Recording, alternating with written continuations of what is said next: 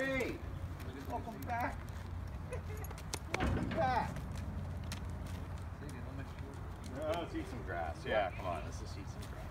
Hank and George have been with us since 2006, and we expect they'll be here about another 10 years. A mule lives a long time, and believe it or not, it's very easy for them to pull the boat, so they're not working hard like plow animals would be.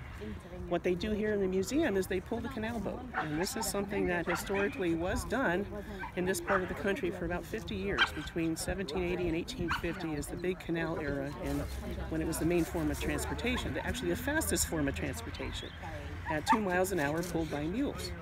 So this is what we're reenacting here in Canal.